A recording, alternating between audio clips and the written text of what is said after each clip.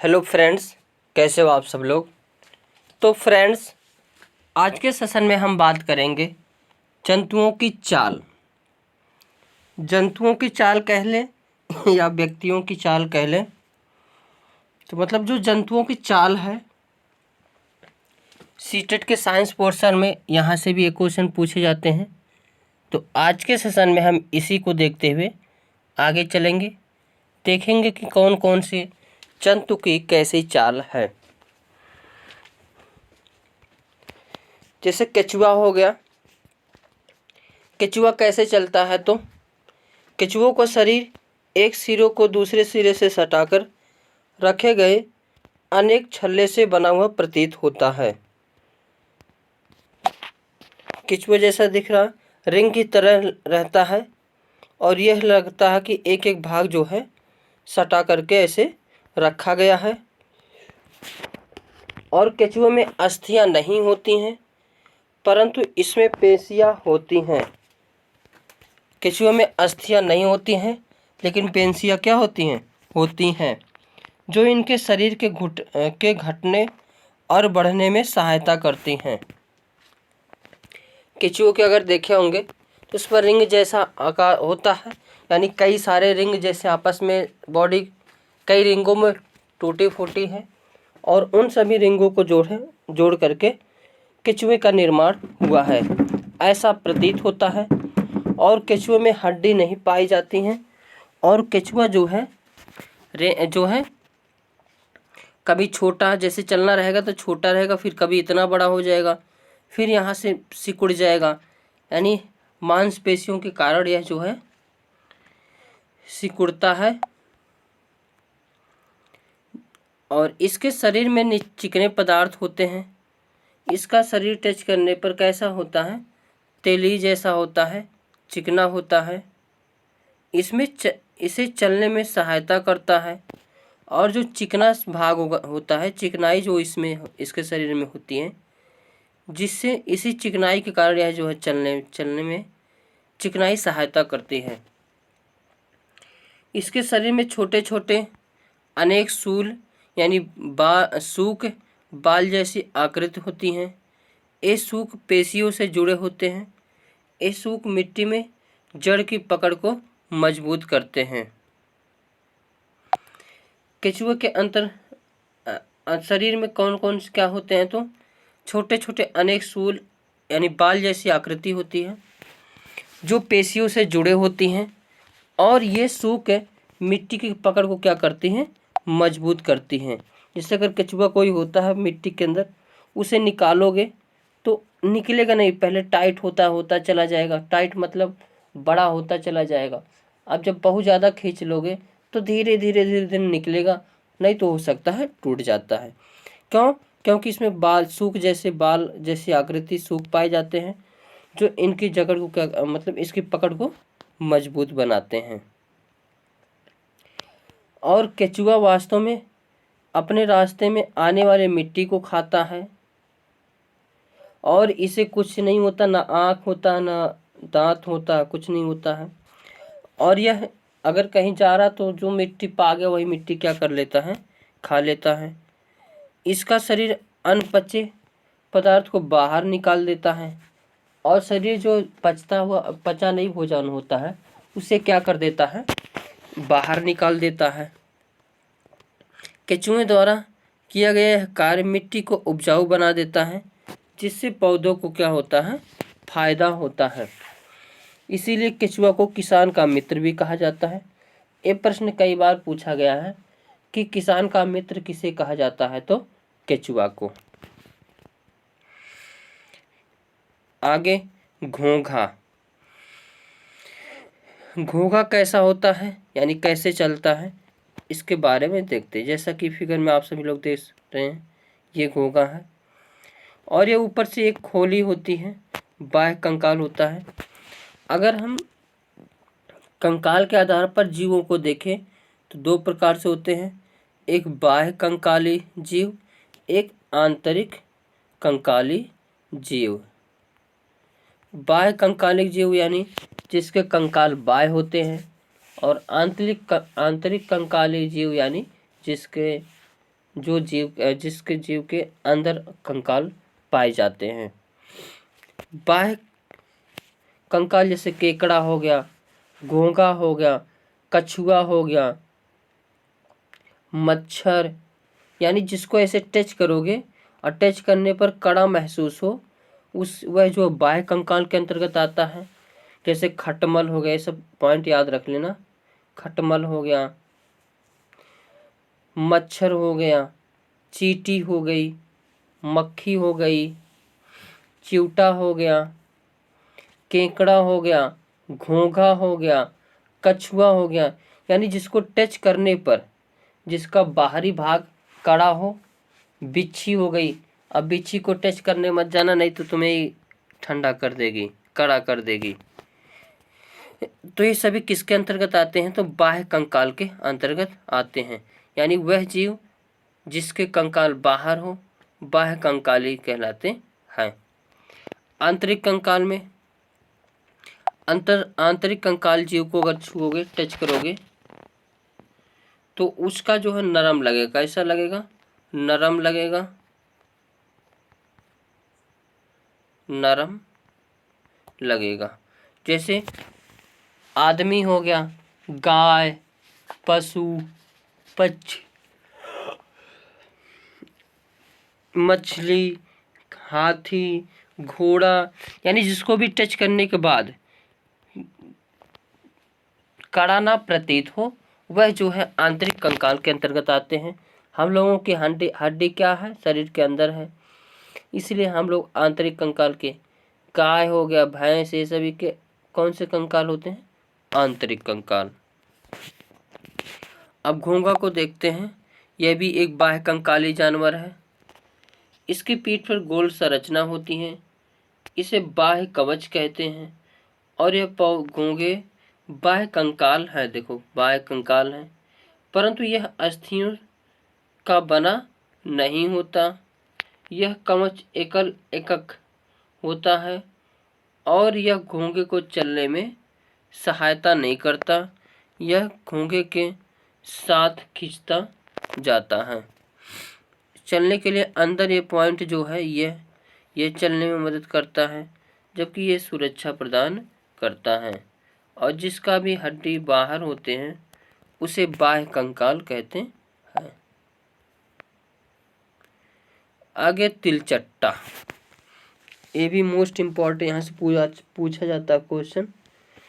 तिलचट्टा भी कैसा है? तो बाह्य कंकाली है। जिसको भी टच करोगे, अगर देखोगे ये ठंडा मतलब कड़ा लगेगा, तो यह कैसा होगा? बाह्य कंकाली होगा। अब कस के मत छूना ऐसे कि मतलब वो बेचारा मर ही जाए, तो छोटा सा कीड़ा ही है, तो उस हिसाब से टच करोगे। बिच्छी का डंक देखे और बिच्छी को अगर टच करोगे ऐसे होती है, ये भी क्या होती है? तो बाह्य कंकाल। इसको टच करने मत जाना, नहीं तो खुद ही तुम्हें ठंडा कर देगी। आगे देखते हैं, तिलचट्टा जमीन पर चलता है, दीवार पर चढ़ता है और वायु में उड़ता भी है, यानी यह चलकर भी चलता है और उड़कर भी चलता है। इनमें 3 जोड़ी पैर होते हैं जो चलने में सहायता करते हैं। इसका शरीर कठोर बाह्य कंकाल द्वारा ढका होता है। यह बाह्य कंकाल विभिन्न एककों की परस्पर संधियों द्वारा बनता है, जिसके कारण गति संभव हो पाती है। तो तिलचट्टा के पास कितने पैर होते हैं? 3 जोड़ी होती हैं, और यह दीवार पर चल भी सकता और उड़ भी सकता है। वक्ष से 2 जोड़े पंख जुड़े होते हैं। इसके वक्ष से कितने पंख? 2 जोड़े पंख भी होते हैं। अगले पैर सकरे और पिछले पैर चौड़े एवं बहुत पतले होते हैं। तिलचट्टे में विशिष्ट पेशियां होती हैं। पैर की पेशियां उन्हें चलने में सहायता करती हैं। वक्ष की पेशियां तिलचट्टे को उड़ने के समय उसके पैर को गति देती हैं। इसका पूरा अलग अलग काम है। आगे के पैर कैसे हैं? छोटे हैं और पीछे के पैर बड़े हैं। तो पैर का निर्माण जो है बनावट उसी हिसाब से है ताकि जो है दिक्कत ना हो।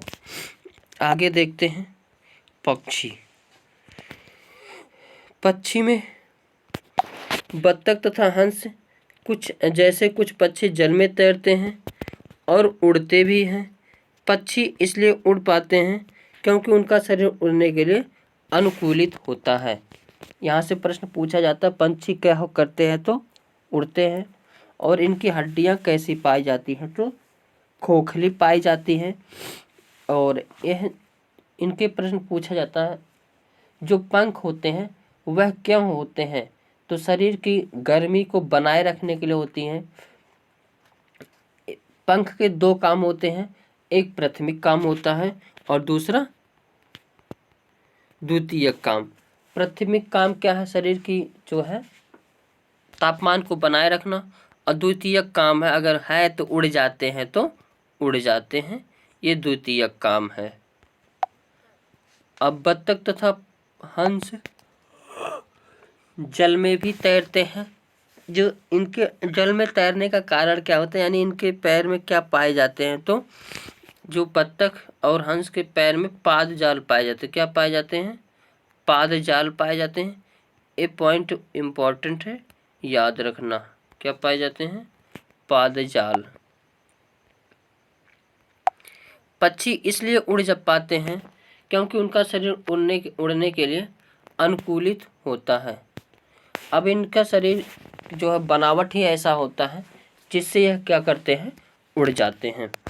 उनकी अस्थियों में वायु प्रकोष्ठ होते हैं जिनके कारण उनकी अस्थियां हल्की परंतु मजबूत होती हैं।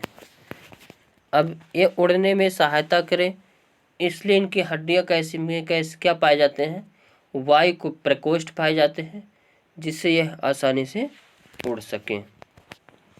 पश्चपाद पैरों की अस्थियां चलने एवं बैठने के लिए अनुकूलित होती हैं। अग्रपाद में अस्थियां परंपरागत रूपांतरित होकर पक्षी के पंख बनाती हैं। कंधे की अस्थियां मजबूत होती हैं। जो इनके अग्रपाद होते हैं वह रूपांतरित होकर क्या बन जाते हैं, जैसे हम लोगों का हाथ है लेकिन पक्षियों के हाथ जो है रूपांतरित होकर पंख बन जाते हैं। और इसकी जो कंधे की अस्थियां होती हैं पक्षियों के, ये मजबूत होती हैं और वक्ष की अस्थियां उड़ने वाली कुछ पेशियों को जकड़े रखने के लिए विशेष रूप से रूपांतरित होती है तथा पंखों को ऊपर नीचे करने में क्या करती हैं, सहायता करती हैं। जो पेशियों की जकड़ वाली होती हैं वो कैसी होती हैं, तो रूपांतरित होती हैं जिससे पंख को जल्दी जल्दी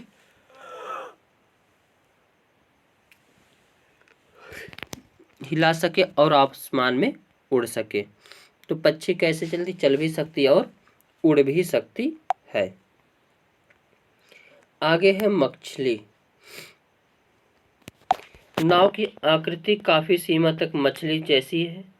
मछली का सिर एवं पूंछ उसके मध्य भाग की अपेक्षा पतला एवं नुकीला होता है।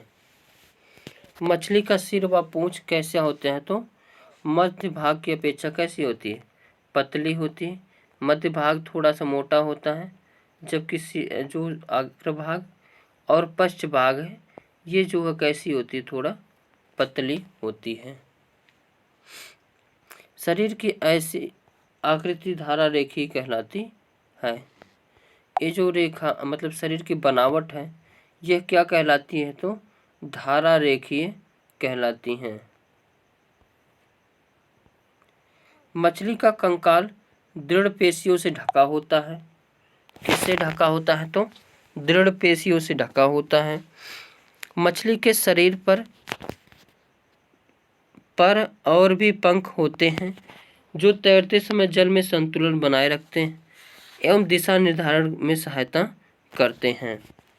ये जो मछली हैं इनमें पैर मतलब ये जो और भी पंख होते हैं जो इनको जो है बैलेंस बनाने में सहायता करते हैं। गोताखोर अपने पैरों में इन पंखों की तरह के विशेष अरित्र पहनते हैं जो उन्हें जल में तैरने में सहायता करते हैं। जो गोताखोर होते हैं वह भी इन्हीं के अनुसार क्या करते हैं, पहने रहते हैं, ताकि जो है तैरने में आसानी रहे। तो मछली की बनावट कैसी है, तो नाव जैसी है, आगे से पतली, पीछे से पतली और बीच में मोटी, और इनके अंदर पंख पाए जाते हैं जो बैलेंस बनाने के काम आते हैं। उसके बाद देखते हैं सांप। सांप का मेरुदंड लंबा होता है।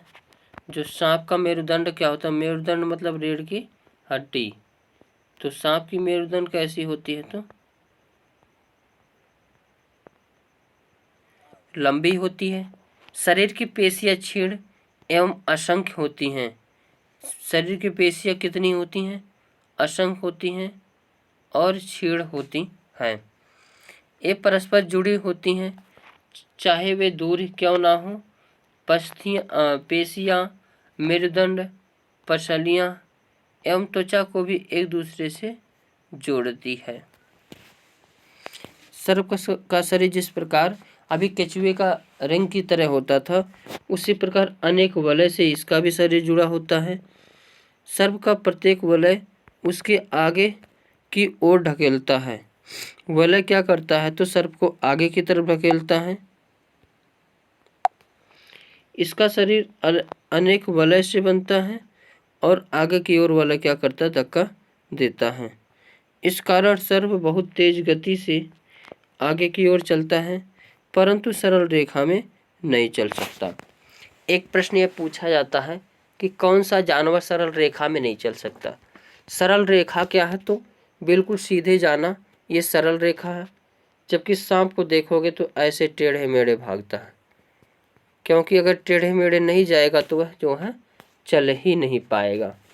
तो टेढ़े मेढ़े चलता क्या है, सांप है। ऐसे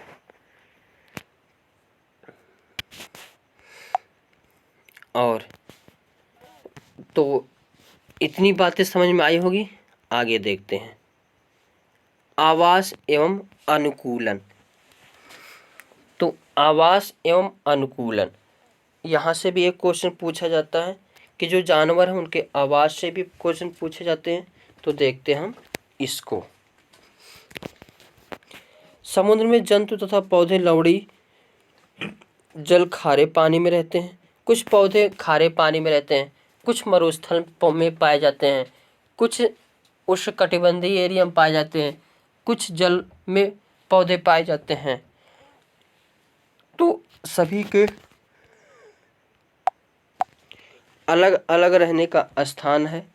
अलग अलग रूप से हर व्यक्ति जो है, हर पेड़ पौधे, हर जीव का अपना एक अलग अलग आवास और अनुकूल होते हैं। आवास मतलब रहने का स्थान और अनुकूल मतलब अनुकूल होना। तो ऐसा मतलब कहाँ, जहाँ पे कोई जानवर कहाँ पे कैसा अनुकूल है उसके लिए। जैसे हम लोग अभी यहाँ रह रहे हैं, अनुकूलित हैं। जंगल में नहीं रहने का अनुकूलित है तो वहाँ पे नहीं रह पाएंगे। समुद्र में जंतु तथा पौधे लवड़ी जल खारे पानी में रहते हैं। जो समुद्र में जंतु होते हैं और पौधे होते हैं वह लवड़ी जल में रहते हैं, खारे पानी में रहते हैं, और अगर इधर आएंगे तो रह ही नहीं पाएंगे। तथा श्वसन के लिए जल में विलेय वायु ऑक्सीजन का उपयोग करते हैं। जो पेड़ पौधे समुद्र के में रहते हैं वह खारे पानी का प्रयोग करते हैं और उसमें जो ऑक्सीजन का प्रयोग करने के लिए पानी से ही ये सब जो है ऑक्सीजन लेते हैं। ऊँट की शारीरिक संरचना उसे मरुस्थलीय परिस्थितियों में रहने योग्य बनाती है। ऊँट के पैर लंबे होते हैं जिससे उसका शरीर रेत की गर्मी से दूर रहता है। उनमें मूत्रोत्सर्जन की मात्रा बहुत कम होती है तथा मल शुष्क होता है। उन्हें पसीना भी नहीं आता क्योंकि शरीर से जल का ह्रास बहुत कम होता है, इसलिए जल के बिना भी अनेक दिनों तक रह सकते हैं। रेगिस्तान का जहाज किसे कहा जाता है, तो ऊँट को ही कहा जाता है। ऊँट में अत्यधिक गर्मी पड़ने लगती है और ऊँट जो है मरुस्थल में अधिक गर्मी पड़ने लगती है, मरुस्थल में जल नहीं पाया जाता है, जिससे वहाँ ऐसा जानवर हो जहाँ पे पानी कम पीता हो और कई दिनों तक पानी ना पिए, तो उसमें जो है ऊँट एक ऐसा जानवर है जो वहाँ पे रहने के लिए अच्छा है, क्योंकि इसके अंदर पानी की जो है पानी कम पीता है और यह मूत्र उत्सर्जन भी बहुत कम करता है, पसीना भी नहीं निकलता है, इसलिए जो पानी की खपत इसके अंदर बहुत कम होती है। तो ऊँट को रेगिस्तान का जहाज भी कहा जाता है। अब मछलियाँ का शरीर चिकने सल्कों से ढका होता है। ये सल्क मछली को तो सुरक्षा प्रदान करते ही हैं, साथ ही उन्हें जल में सुगम गति करने में भी क्या करती हैं, सहायता करती हैं। मछली के गिल यानी क्लोम होते हैं जो उसे जल में श्वास लेने में क्या करते हैं, सहायता करते हैं। तो जहाँ पे जैसा स्थिति है वहाँ का जीव उसी प्रकार से रहता है। जिन विशिष्ट संरचनाओं अथवा स्वभाव की उपस्थिति किसी पौधे अथवा जंतु को उसके परिवेश में रहने योग्य बनाती है, अनुकूलन कहलाती है। इसको CDP में भी हमने पढ़ाया था। उसके लिए इस जो समायोजन, ये कई सारी आत्मसातीकरण, ये सब क्रिया चलती है। लेकिन यहाँ पे जानो, जिस विशिष्ट संरचनाओं अथवा स्वभाव की उपस्थिति में किसी पौधे अथवा जंतु को उसके प्रवेश में रहने योग्य बना देती है, उसी के अनुकूलन कहलाती है। किसी सजीव का वह स्थान जिसमें वह रहता है उसका आवास कहलाता है। किसी सजीव का वह स्थान जिसमें वह रहता है आवास कहलाता है। और अपने भोजन, वायु, शरण स्थल, वह स्थान जिसमें वह जो है एवं अन्य आवश्यकताओं के लिए जीव पर अपने आवास पर ही क्या करता है, निर्भर रहता है। जैसे हम लोग अभी किस पर निर्भर है, तो सरकारी जॉब पर निर्भर है। जॉब मिल जाए तो ठीक है, नहीं तो ज़िंदगी क्या हो जाएगी, बदरंग हो जाएगी। जिंदगी के कश्ती कहाँ ले जाते हैं कुछ पता नहीं, अंधेरों में हम निकले हैं उजालों की तलाश में, पर कहाँ ले जाती है पता नहीं। हाँ, इतना विश्वास तो जरूर है, अगर कर्म कर रहे हैं तो सफलता जरूर मिलेगी। और आवास में रहने जंतु जो अपना रहता है, उसमें अपना खाना पीना, सोना, आवश्यकता की चीज़ों रखना, ये सभी आवास के अंतर्गत आते हैं। उसके बाद स्थल, जमीन पर पाए जाने वाले पौधे एवं जंतुओं के आवास को स्थलीय आवास कहते हैं। वन, घास के मैदान, मरुस्थल, तटीय एवं पर्वतीय क्षेत्र स्थलीय आवास के कुछ उदाहरण हैं। जलाशय, दलदल, झील, नदियाँ, समुद्र, जहाँ पौधे एवं जंतु जल में रहते हैं, जलीय आवास कहलाते हैं। अब कुछ जंतु जल में रहते हैं, तो उनका जलीय आवास हो जाता है। कुछ जंतु हवा में रहते हैं, तो वायु उनका, जो हवा उनका आवास यानी आकाश उनका आवास हो जाता है। कुछ जंतु पेड़ पौधे पर रहते हैं, तो वो घोंसले बनाकर रहते हैं, तो पेड़ पौधे पर उनका आवास हो जाता है। कुछ जंतु जमीन पर रहते हैं, तो जमीन पर आवास। ये जो सीटेट में होता है क्वेश्चन, NCERT से बनता है, और NCERT में एक चैप्टर ही है आवास। तो वहाँ पे ये दिखाया गया है कि जो कौवा सबसे ऊंचे पेड़ पर बैठता है घोंसलों में, गिद्ध सबसे ऊंचाई पर उड़ता है, और चील बाज गिद्ध का जो देखने की क्षमता है वह बहुत दूर तक होती है, हम लोगों से कई गुना होती है। तो ये सब आवास का चैप्टर जो है NCERT में है, इसलिए वहाँ से क्वेश्चन इसमें बनता है। किसी आवास में पाए जाने वाले सभी जीव जैसे कि पौधे एवं जंतु उसके जैव घटक हैं। जैव घटक क्या होते हैं, तो वह जिसमें जीव पाए जाते हैं, और वह जानवर जिसमें जीव पाए जाते हैं वह जैव घटक कहलाते हैं।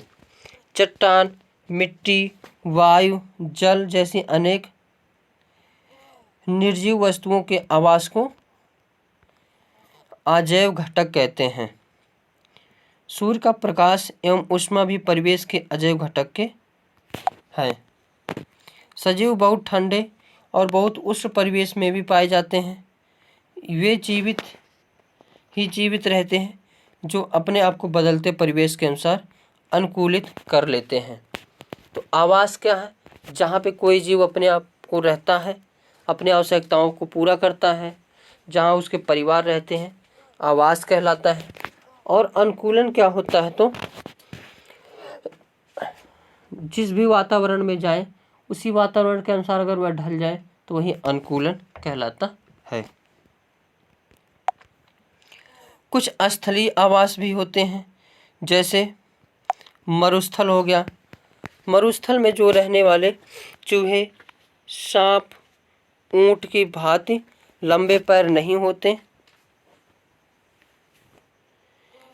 दिन में तेज गर्मी से बचने के लिए रात्रि में भूमि के अंदर चले जाते। ये क्वेश्चन सारे सीटेट में पूछे गए हैं।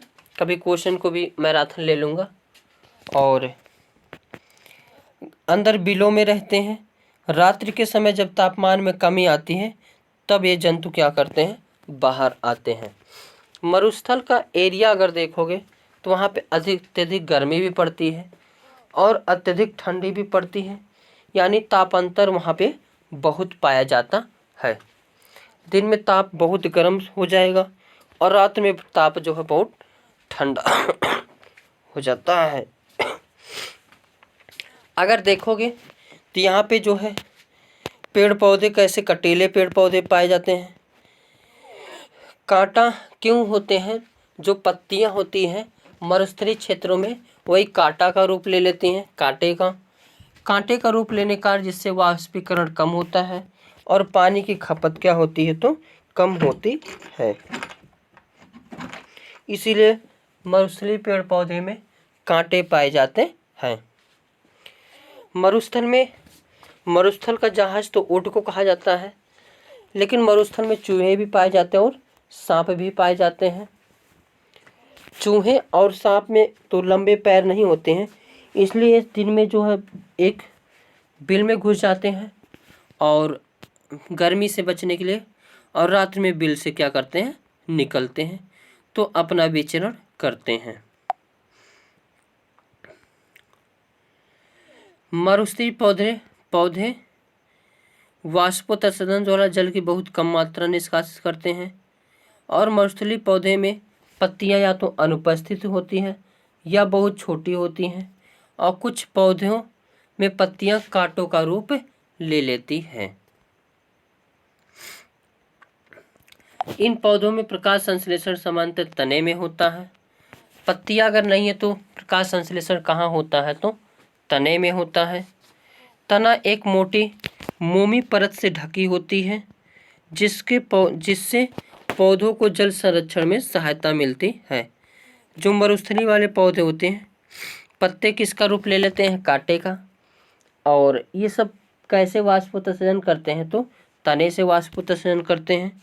और वह तनों पर एक मोटी परत पाई जाती है जिससे जो पानी की खपत कम हो वह सहायता करती है। अधिकतर मरुस्थलीय पौधे की जड़ें जल अवशोषण के लिए मिट्टी में बहुत गहराई तक चली जाती हैं। इसी प्रकार देखोगे प्रश्न पूछ लिया जाता है कि मरुस्थल में उगने वाले पौधे तो नाग, फर्न, कटीली झाड़ियाँ और वहाँ पे पाए जाने वाले जीव सांप, चूहे, ऊंट ये सभी हैं। उसके बाद देखते हैं पर्वतीय क्षेत्र। पर्वतीय क्षेत्र में पाए जाने वाले जंतु भी वहाँ की परिस्थिति के प्रति अनुकूलित होते हैं। अनुकूलन मतलब कुछ खुद को वहाँ उस वातावरण के अनुसार ढाल लेना अनुकूलन कहलाता है। अब जो नहीं अनुकूलित हो पाता है वह उस वहाँ के एरिया से क्या हो जाता है? धीरे धीरे खत्म हो जाता है। शरीर को गर्म रखने के लिए याक का शरीर लंबे बालों से ढका होता है। पहाड़ी तेंदुओं के शरीर पर फर होते हैं। यह बर्फ पर चलते समय उसके पैरों पर को ठंड से बचाता है। पहाड़ी बकरी के मजबूत खुर हो उसे ढालदार चट्टानों पर दौड़ने के लिए अनुकूलित बनाते हैं। तो पर्वतीय क्षेत्र में भी सभी लोग रहते हैं, तो पर्वतीय क्षेत्र में रहने वाले सब जो उसके अनुसार होते हैं, जैसे याक के ऊपर लंबा बाल होता है जिससे ठंडी से बचाती है, और जो बकरियां होती हैं उसमें मजबूत खुर होती हैं ताकि दौड़ने में चट्टानों पर दौड़ना पड़े तो आसानी से हो जाए। पहाड़ी तेंदुओं के में फर के शरीर पर फर होते हैं, तो और इनके पैर के जो गद्देदार नीचे होते हैं जिससे वहां से जो है ठंड से बचाते हैं। अब कुछ जलीय आवास देखते हैं, जैसे समुद्री। बहुत से समुद्री जंतुओं का शरीर में भी धारा रेखीय होता है जिससे वह जल में सुगमता से चल सकते हैं। स्क्विड, ऑक्टोपस जैसे कुछ समुद्री जंतुओं का शरीर आमतौर पर धारा रेखीय नहीं होता। तो हालांकि समुद्र में रहने वाले जीवों का शरीर धारा रेखीय होता है, लेकिन कुछ अपवाद होते हैं, जैसे स्क्विड हो गया, ऑक्टोपस। डॉल्फिन एवं व्हेल जैसे जंतुओं में गिल नहीं होते। इस शरीर पर स्थित नासा द्वार अथवा वात छिद्रों द्वारा श्वास लेते हैं। ये जल में लंबे समय तक बिना श्वास लिए रह सकते हैं। हालांकि सभी मछलियों के अंदर गलफड़े गिल्स पाए जाते हैं, जबकि व्हेल और शार्क जो है के अंदर नहीं पाए जाते हैं। हालांकि अब की बार प्रश्न उठा था, इसमें से कौन है डॉल्फिन, शार्क, मछली, रोहू, तो ऐसे दे दिया था। आगे क्वेश्चन आगे है मृदा। मृदा कैसे होती है? तो अनेक परतों की बनी होती है। मृदा में उपस्थित सड़े गले जैव पदार्थ ह्यूमस कहलाते हैं। पवन, जल और जलवायु की क्रिया से शैलों के टूटने पर मृदा का निर्माण होता है। यह प्रक्रम क्या कहलाता है? अपक्षय कहलाता है। मृदा की विभिन्न परतों से गुजरती हुई ऊर्ध्वकाट मृदा परिच्छेदिका कहलाती है। प्रत्येक परत स्पर्श, रंग, गहराई, रासायनिक संगठन में क्या होती हैं? भिन्न होती हैं, और ये परतें स्तर स्थितियां कहलाती हैं। मिट्टी को देखोगे तो कई परत में होती हैं और हर परत की क्वालिटी अलग अलग होती है। उसमें हर परत में अलग अलग पदार्थ पाए जाते हैं और सभी क्वालिटी जो है क्या होती हैं? अलग अलग होती है। मृदा परिच्छेदिका को कुएं की खुदाई करते समय अथवा किसी इमारत की नींव खोदते समय भी देखा जा सकता है। इसे पहाड़ों पर, सड़कों के किनारे, नदियों के किनारे पर भी देखा जा सकता है। जहाँ पे भी मिट्टी का कटान होता है वहाँ पे कई सारे परत में इस प्रकार क्या किया जा सकता है? देखा जा सकता है। सबसे ऊपर वाली जो संस्तर स्थित होती है सामान्यतः गहरे रंग की होती है, क्योंकि यह ह्यूमस और खनिजों के समृद्ध होती है। तो प्रश्न पूछ लिया जाता है कि पेड़ पौधे के लिए पृथ्वी की कौन सी परत उत्तरदायी है? तो सबसे ऊंची वाली परत उत्तरदायी होती है, क्योंकि यह जो खनिजों से भरपूर होती है। ह्यूमस मृदा को उर्वर बनाता है और पादपों को पोषण प्रदान करता है। जो सड़े गले चीज होते हैं यह क्या बनाते हैं? तो ह्यूमस से ही जो है मृदा कैसी बनती है? उर्वर बनती है, जिससे पेड़ पौधे जो है होते हैं। यह परत सामान्यतः मृदु, संरद्र और अधिक उपजाऊ को धारण करने वाली होती है। इस शीर्ष मृदा अथवा ए संस्तर स्थित कहते हैं। छोटे पादपों की जड़ें पूरी तरह से शीर्ष मृदा में ही रहती हैं। शीर्ष मृदा के नीचे की परत में ह्यूमस कम होती है, लेकिन खनिज अधिक होते हैं। यह परत सामान्यतः अधिक कठोर और अधिक समृद्ध यानी घनी होती है। और भी संस्तर स्थित या मध्य परत जो कहलाती है, इसमें जो है ह्यूमस बहुत कम मात्रा में पाए जाते हैं। तीसरी परत जो होती है सी संस्तर स्थित, जो दरारों और विदरों युक्त सेलों के छोटे ढेलों की बनी होती हैं। इस परत के नीचे आधार सेल होता है जो कठोर होता है। इसे फावड़े से खोदना कठिन होता है। फावड़ा कुदाल तो पता होगा, फावड़ा इस प्रकार चौड़ा होता है और कुदाल जो है इस प्रकार होता है, पतला होता है। अब देखते हैं मृदा के प्रकार जो सीटेट में पूछे जा रहे हैं, उसी अनुसार देखेंगे। अब भूगोल में तो 8 प्रकार से हैं, तो उस हिसाब से नहीं देखेंगे। जो सीटेट के लिए एनसीईआरटी में दिया गया उसी हिसाब से हम देखते हुए चलेंगे। तो क्ले, लोम, ग्रेवल, सैंड। मृदा के प्रकार की बात करें तो मृदा सेल, कणों और ह्यूमस का मिश्रण मृदा कहलाती है। क्या कहलाती है? तो सेल, कण और ह्यूमस का मिश्रण मृदा कहलाती है। यदि मृदा में बड़े कणों का अनुपात अधिक होता है तो वह बलुई मृदा कहलाती है। यदि मृदा में जो है, जो मृदा का आकार है वह जो है बड़ा आकार में हो, उसे क्या कहते हैं? तो बलुई मृदा कहते हैं। और यदि बारीक यानी सूक्ष्म कणों का अनुपात अपेक्षाकृत अधिक रहता है तो यह मृणमय मृदा कहलाती है। और यदि बड़े और छोटे कणों की मात्रा लगभग समान होती है तो यह दोमटी मृदा कहलाती है। यानी सबसे बड़ी बड़ी मृदा अगर है तो बलुई, और सबसे छोटी है तो मृणमय, और अगर दोनों का मिक्सचर है तो दोमटी मृदा